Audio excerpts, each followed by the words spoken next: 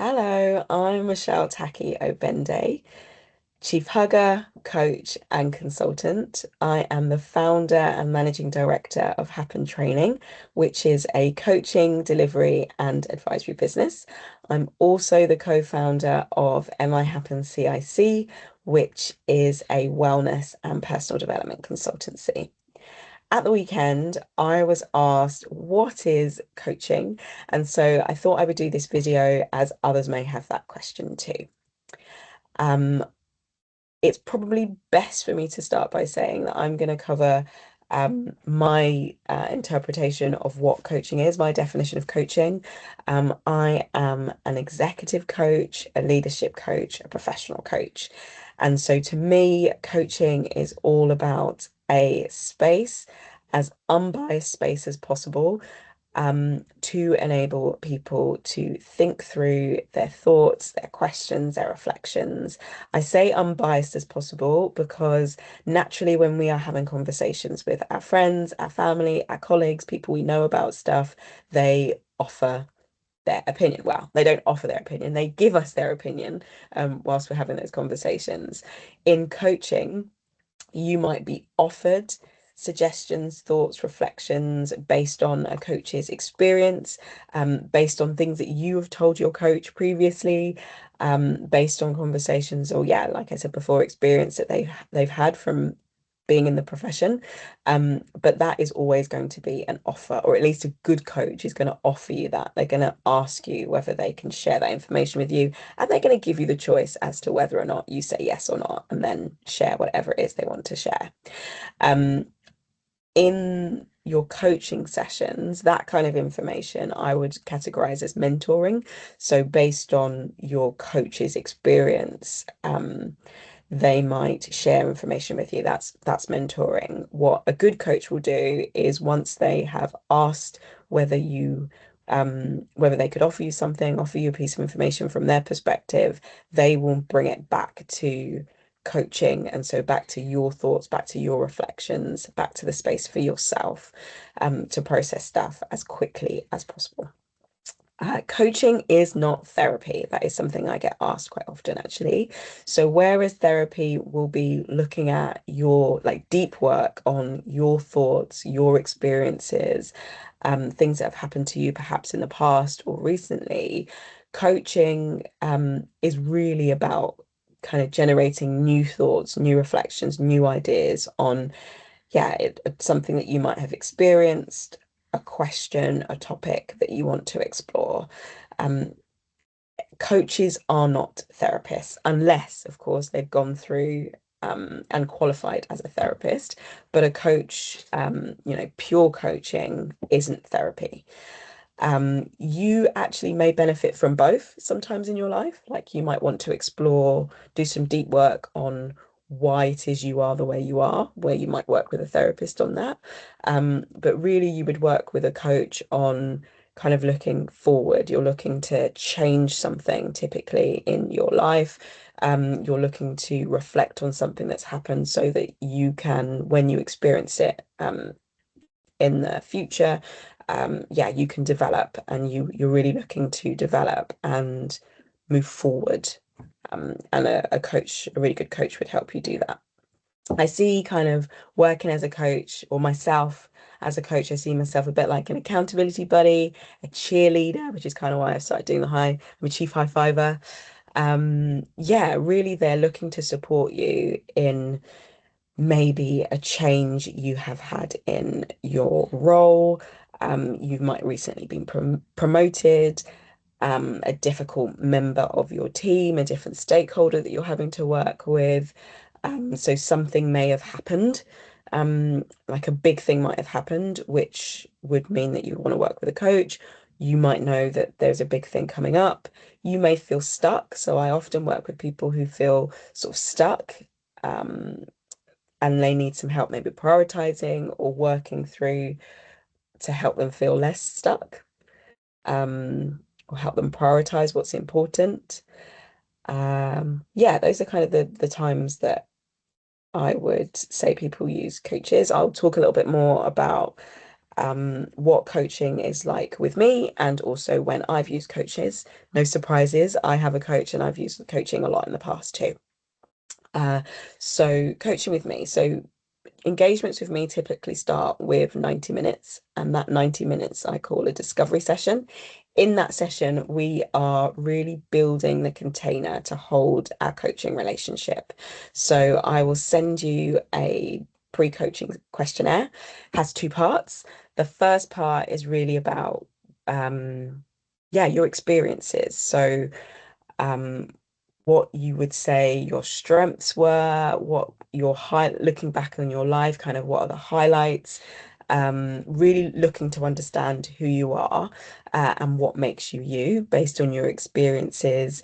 There are questions in there around what's your common feedback that you've had, for example, in your profession, or yeah, like how do you like working? With this kind of stuff. You might not know the answer to that question. So yeah, the first part is full of lots of questions. You don't need to answer all of them. It's more about answering the questions that resonate most with you, that you feel that you have answers to, and you think it would be helpful for our coaching relationship. And then the second part focuses more about you as a person and what makes you you. So, for example, I am a British-born Ghanaian. I'm a black woman. I'm an ex-consultant. I'm heterosexual, like kind of things like that that make you you, that might be interesting for me to know as your coach, and perhaps for us to explore in our coaching relationship. So, really, the objective of the discovery time with me, the first 90 minutes, is to build that container to figure out and work out what, um, yeah, what you need from me as a coach, and how we kind of work through our working agreement, if you like, how we're going to work together and agree, yeah, the sorts of things that would be helpful in order for you to achieve the things you want to do, or feel that you need to do. We'll explore that. And then the rest of your time with me through coaching is less descriptive. So I'd say that first discovery session is more, I kind of make sure we cover certain things to really build our working relationship and our foundation well. And then the rest of your time with me, you're more in the driving seat. So you might choose to use some of your sessions to explore a little bit deeper on some of the things that we've spoken about in the discovery session, or you might choose to use the sessions for new things that you experience and new things that crop up through our working relationship. And then the sessions that we have, typically the way they run, I will ask you questions.